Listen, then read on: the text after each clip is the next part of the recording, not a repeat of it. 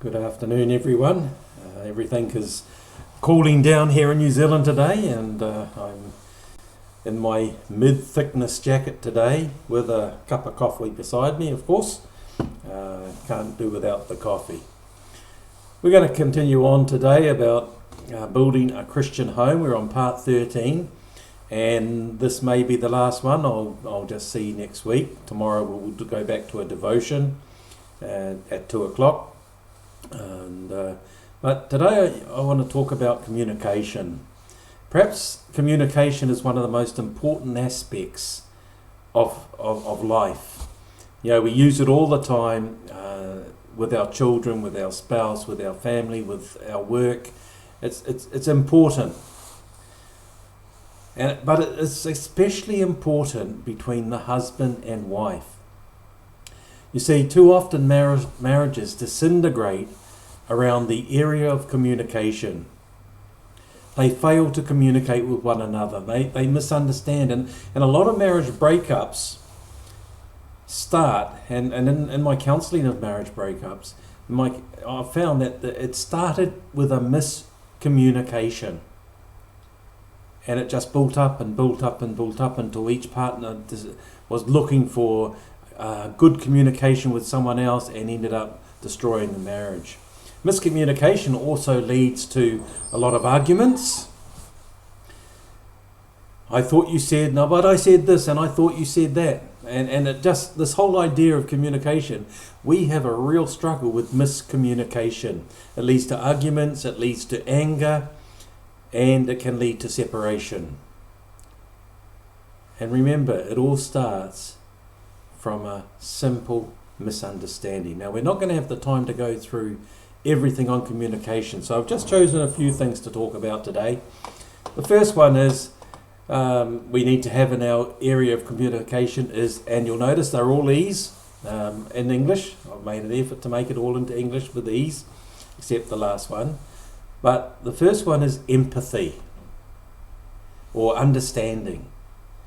We need to listen carefully to what our spouse is saying and understand the content of what they are saying. You know, so often when we're talking to one another, we're distracted. We can be distracted by our phone. So often I see people pick up their phone while they're talking with someone, have a look at their phone, check it out, maybe look at Facebook while they're talking. We're distracted by our phone, or we're distracted by TV. You know, we're trying to talk and we're watching the TV, and often it's rugby, or it's for women it may be a telenovela or something, or the Kardashian girls, whoever they are. I don't really know much about them, don't follow them. But we're distracted by these things, or it can even be our work. We are so distracted by our work, and we don't give time to listen or understand what our spouse is saying to us. You know, whatever we're doing when we're talking to our spouse, you just think that, oh, I'm just looking at that. But what it portrays in the whole area of communication is that you are not interested in what they are saying. Even if you can quote back to your spouse exactly what has been said, but I guarantee it wouldn't happen. But even if you could, the emotion that they received while they were speaking or while they were talking to you is, you're not interested in what I'm saying. And then you misunderstand what's been said, which leads to an argument, silent treatment, or anger. We have to realize that conversation is not just words. There are feelings involved when you talk with one another, and also there's the background of where you've come from. So when you see someone doing something, you may fall back into that background that my parents never listened to me. And it raises issues of anger within you, because it's not just that your spouse isn't listening to you, it's something that's come from when you grew up. Okay, so I'll just sort of put a little example together of some understanding. Consider these responses. So the question's asked, how was your day? The husband responds, fine. The woman responds, with a rundown of everything that happened from the time she got up until that moment there, finally getting to how she's feeling, which may be a long discussion of about 20-30 minutes. Husbands, are you prepared for that? You're happy to say fine or good, because men are generally one answer men. What about this one?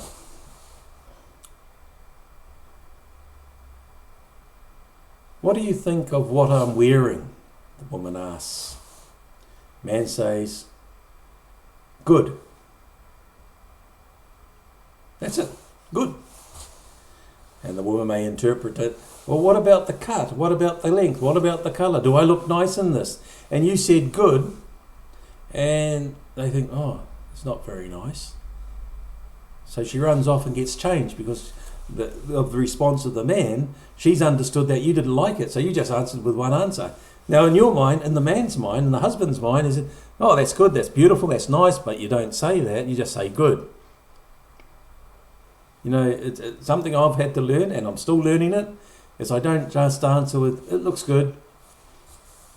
I will add in a comment to show I'm interested. I say, well, do you think the length is okay? Or that suits you really nicely. You know, men, we've got to learn to say more than just one answer. But women, you've got to learn that when a man says good, he means good. What about this? A car, you're driving along and a car cuts you off. The man yells out, "You stupid idiot!" The woman says, "Why didn't you brake? You could have let him in." Of course, that raises, just that whole understanding of areas. What about this question? And this is one that's important that you should be asking. What did you do today? Oh, just the normal, the man says. And the woman runs down. And everything she did, with detail, with sidetracks, with something about this person and that person, and with emotion. And the man's sitting there thinking, I just wanted you to say it was a good day. You see, we understand things differently. And I'll put this in so that we can see that we all see things differently. And sometimes it's the reverse, but generally men answer like that, women have got that. And that's because of how we're made up. That's the beauty of man and woman. God has created us so differently that we complement one another. Although we may not like the complementary actions that we see. But it's the whole idea of this is in communication is you've got to listen and understand. And you grow together. Marriage is supposed to be happy, make us happy. But that comes as we grow in our understanding of one another.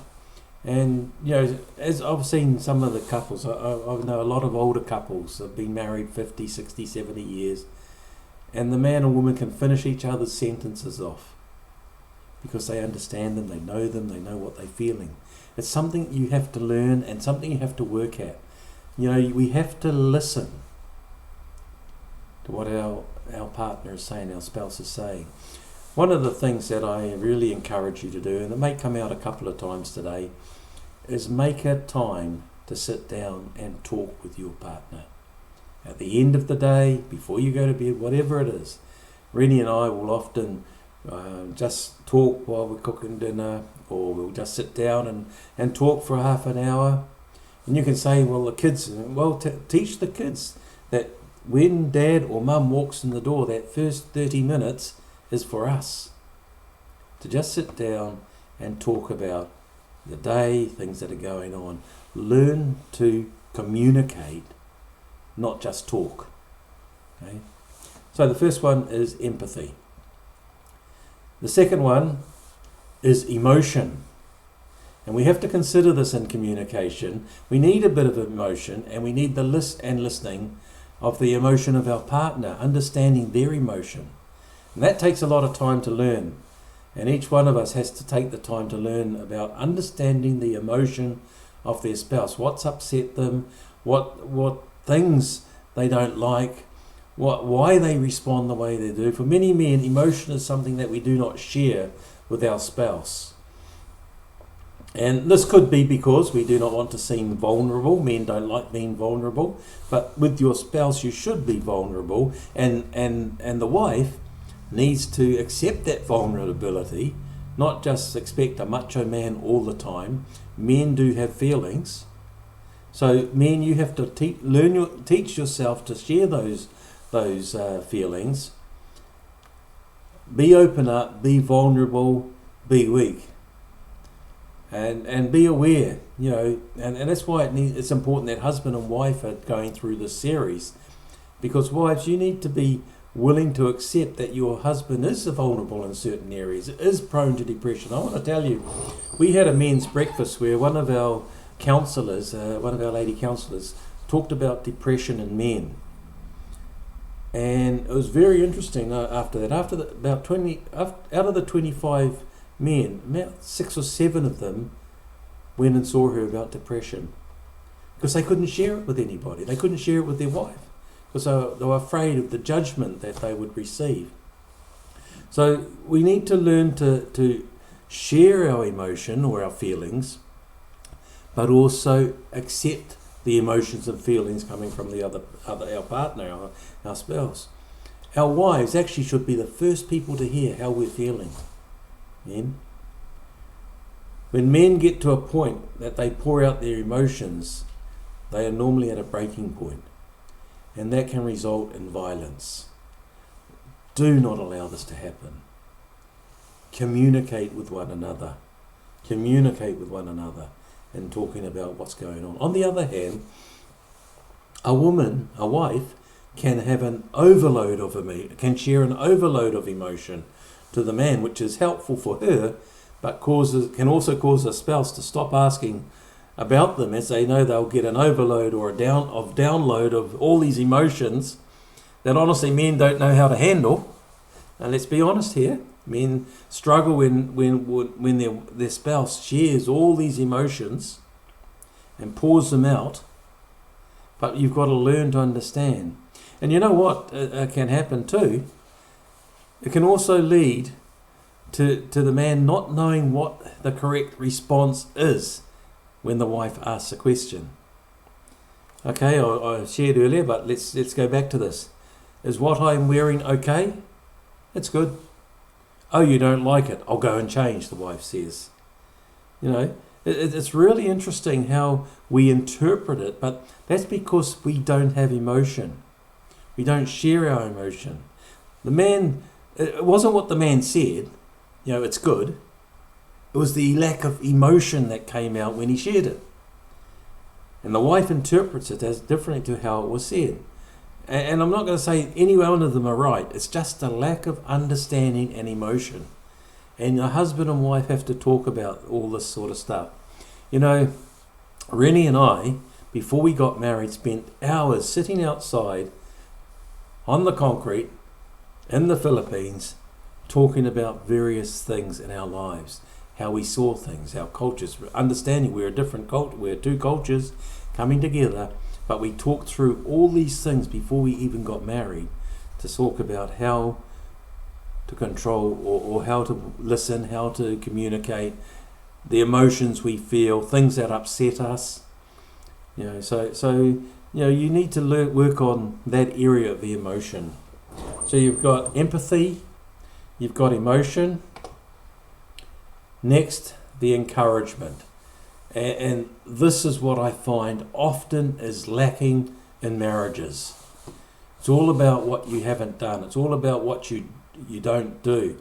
It's all about, what we need is true encouragement. So I want us to open to Ephesians chapter 4, 17 to 32. And for the rest of this, I see we've only got 15 minutes left. For the rest of this time, I want us to focus on these verses. So I'm going to read them. They're from the ESV, the English Standard Version. Ephesians 4, 17 to 32. Now this I say and testify in the Lord, that you must no longer walk as the Gentiles do in the futility of their minds. They are darkened in their understanding, alienated from the life of God because of the ignorance that is in them, due to their hardness of heart. Take notice of that, huh? They have become callous and have given themselves up to sensuality, greedy to practice every kind of impurity. But that is not the way you learned Christ, assuming that you have heard about him and were taught in him as the truth is in Jesus, to put off your old self, which belongs to your former manner of life and is corrupt through deceitful desires, and to be renewed in the spirit of your minds, and to put on the new self, created after the likeness of God, in true righteousness and holiness.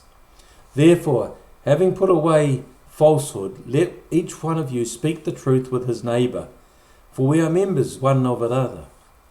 Be angry and do not sin.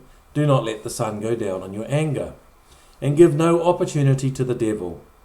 Let the thief no longer steal, but rather let him labour, doing honest work with his own hands, so that he may have something to share with anyone in need.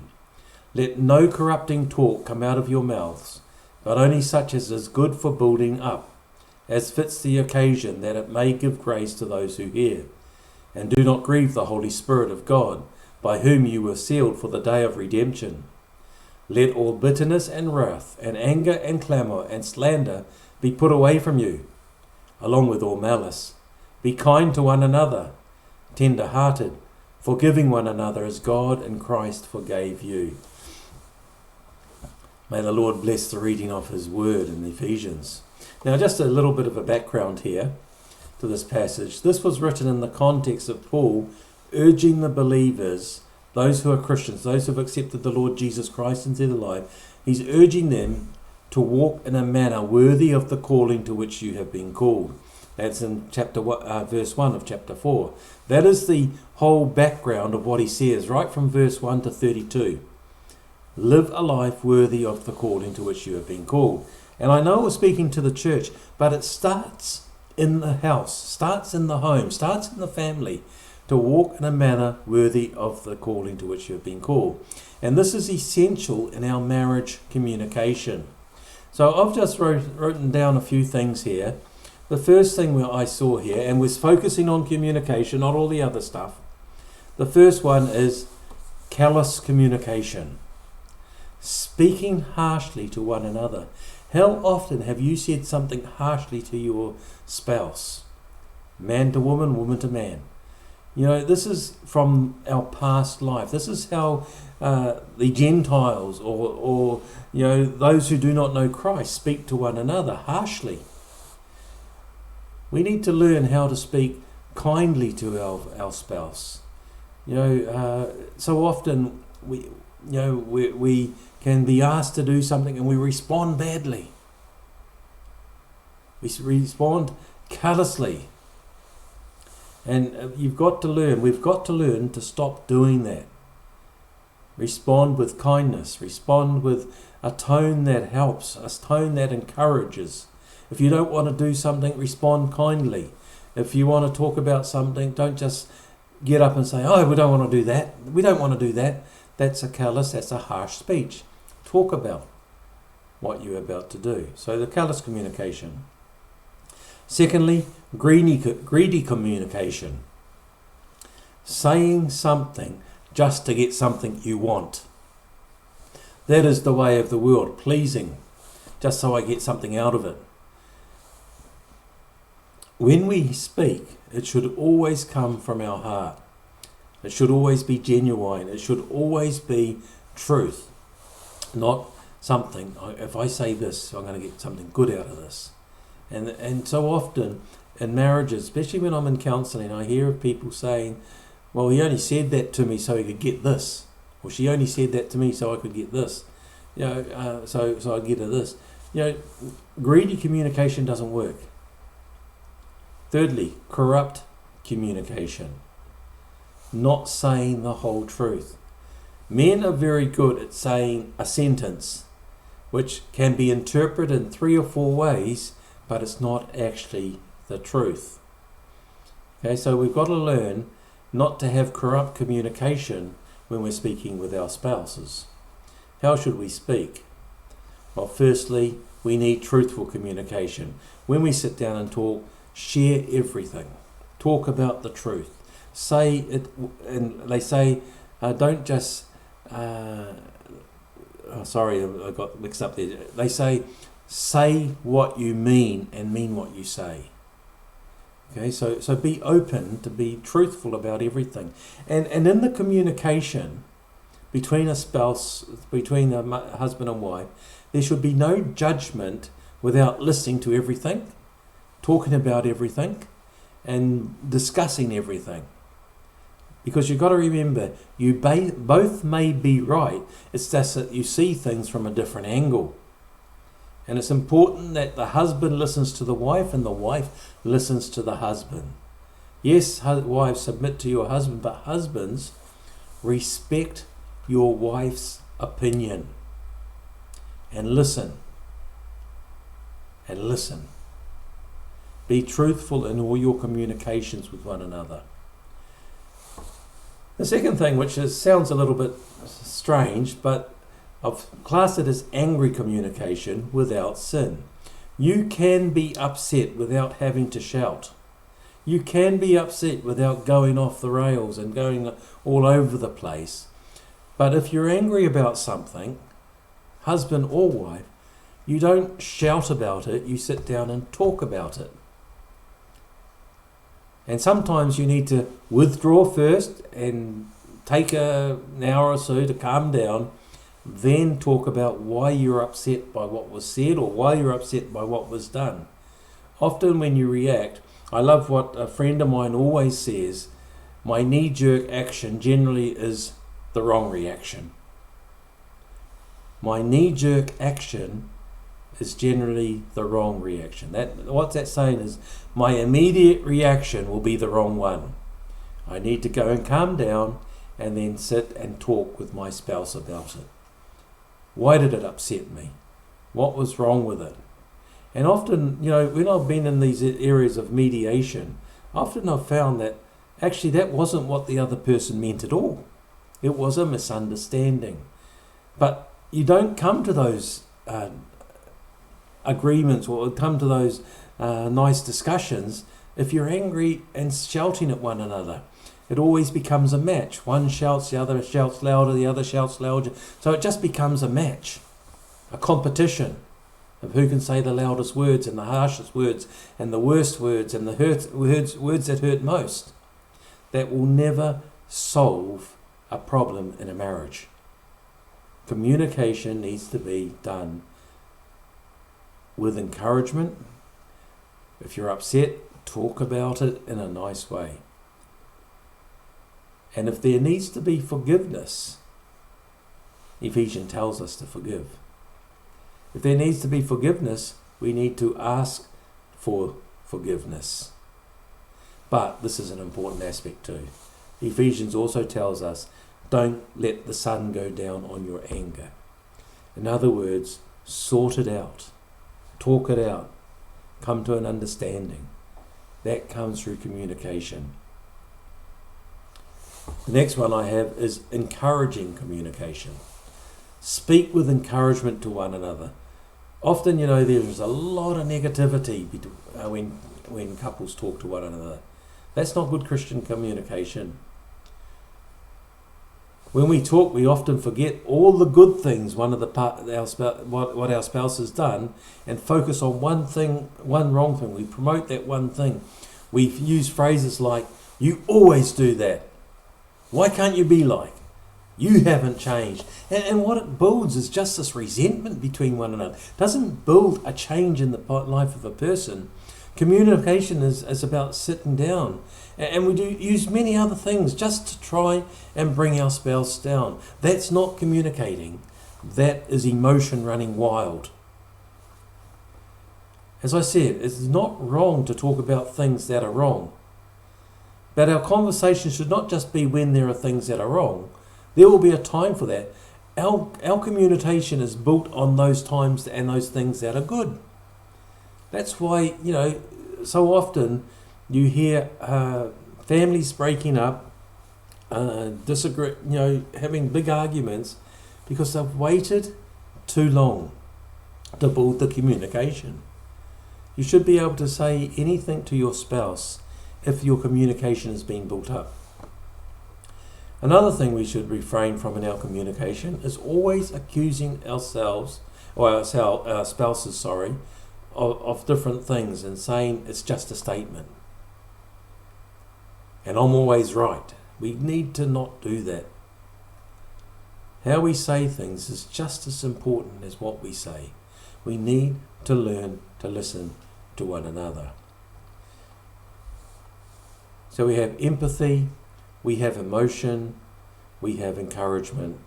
And now I want to just spend a bit of time that I've got left on establishing good communication between husband and wife. First and foremost, set aside time to talk. To start with, you're going to have to learn how to talk to one another. Okay, sometimes it's really hard, but you just have to set aside time to walk. It may be before you go to bed, sleep at night. It might be when you get home from work. Set aside a time. This is our time to talk. Go for a walk or the gym together. I find walks are better because you just get into amazing conversations with your wife. And you can talk about the past and you talk about the future and you talk about things that are happening. But set aside time to talk.